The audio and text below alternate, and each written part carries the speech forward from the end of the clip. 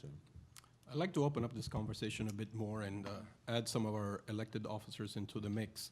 So I'm going to ask first Honorable Pedro Pierluisi, our sole representative, Puerto Rico's representative in Congress, to come up and give us a 5-minute response on what he thinks this rule can do and what his general thoughts are. Thank you, Deepak. And I want to thank the Center for a New Economy, particularly Mike and Sergio, for organizing this panel discussion. I'll give you some brief formal remarks because I do want to be on the record on this. But then I'll stay and I can also informally answer any questions the panelists may have or the audience. Let me start by singing CNE's praises. Sergio was invited to testify at 2 Senate hearings on Puerto Rico last year, and his testimony on both occasions was excellent. I am often contacted by other congressional offices asking me for a good, non-biased source of information about Puerto Rico's economic and fiscal situation, and I always refer them to the CNE. It is a sad reality that Congress and creditors are skeptical about the financial data provided to them by the Puerto Rico government, and so the CNE has become a valuable resource for stakeholders who are attempting in good faith to understand the empirical basis of Puerto Rico's crisis. Now turning to the substance of my remarks, I will, as I said, I'll be brief, and I want to make 3 overarching points. First, today, as you may know, is the 99th anniversary of the date on which President Woodrow Wilson signed the Jones-Shafroth Act into law, which conferred U.S. citizenship on individuals born in Puerto Rico. The vast majority of Puerto Ricans are immensely proud of their U.S. citizenship, but let's not mince words. We're second-class citizens in this country. We cannot vote for our national leaders, the essence of democracy, and Congress can and often does treat Puerto Rico worse than the states on their federal programs, whether it be Medicaid, Medicare, or Chapter 9 of the Bankruptcy Code.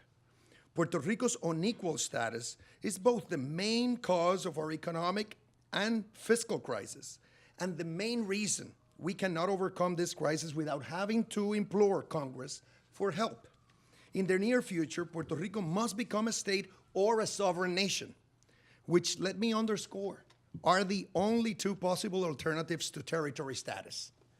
We must be first-class citizens in this nation, or we must be first-class citizens in our own nation. I strongly prefer the former to the latter, as do most Puerto Ricans. But either option is preferable to the status quo, which is an absolute disgrace for both the United States and Puerto Rico. So there's no confusion. The lack of democracy and lack of equality are inherent in our status, and they will exist regardless of how the U.S. Supreme Court rules in the pending case of Puerto Rico versus Sanchez Valle. My second point is this. I have read the CNE report that is the subject of today's discussion. The report proposes that Puerto Rico enact local legislation establishing robust fiscal rules and targets and penalizing noncompliance with those rules and targets. The report also proposes that Puerto Rico revamp its public financial management systems and strategic budget practices. In the main, I think the report is extraordinarily constructive, clear-eyed, and wise. If and when I'm in a position to do so, I will implement most, if not all, of the recommendations contained in this report. That brings me to my third and final point. If I have one minor quibble with the report, it is that the report proceeds from the premise that Congress is contemplating the establishment of an all-powerful control board that would essentially command all aspects pertaining to government budgeting and spending. The report naturally expresses opposition to such a board and therefore proposes a locally enacted fiscal responsibility law as an alternative to such a board. However, as I have made clear before, I will strongly oppose any legislation in which the members of an independent federally appointed board supplant rather than assist Puerto Rico's elected officials. It is possible to draft legislation that gives the board real teeth, that empowers it to establish and enforce fiscal metrics, but that does so in a way that does not violate principles of self-government. If the legislation is properly drafted, I believe it can serve as a bridge to a brighter future, can help Puerto Rico get its fiscal house in order, can enable the territory to regain access to the credit markets on reasonable terms, and can receive buy-in from government officials, business leaders, organized labor, and regular citizens on the island. Of course, a provision establishing the board must be paired with a provision authorizing Puerto Rico to restructure a meaningful portion of its debt. A bill that provides for a board, but no debt restructuring authority, has little chance of being approved by Congress and signed into law by the president.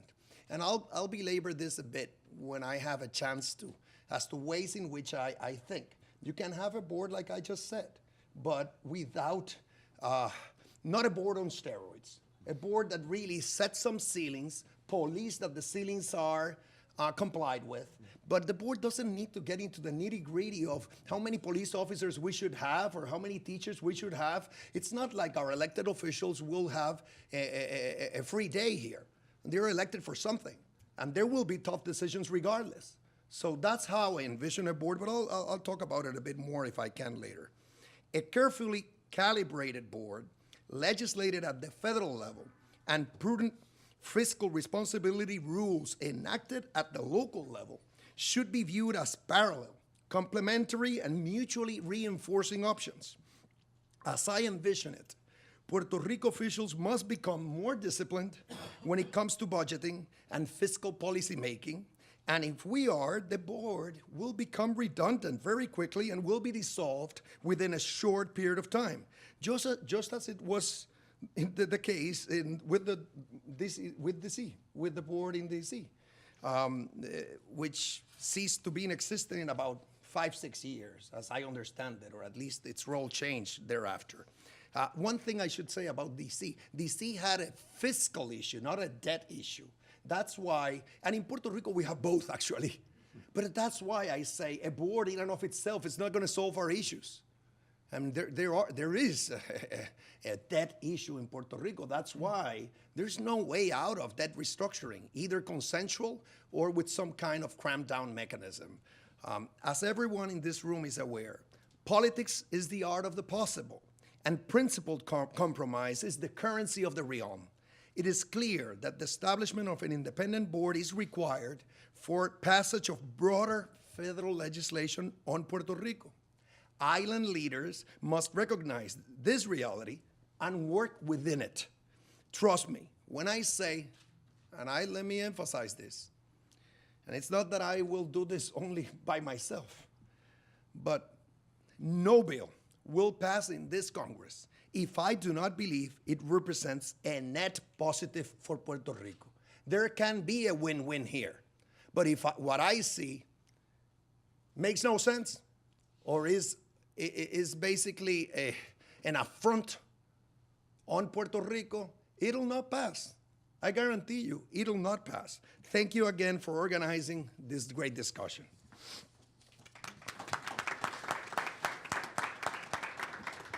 Thank you very much, Congressman Pierluisi.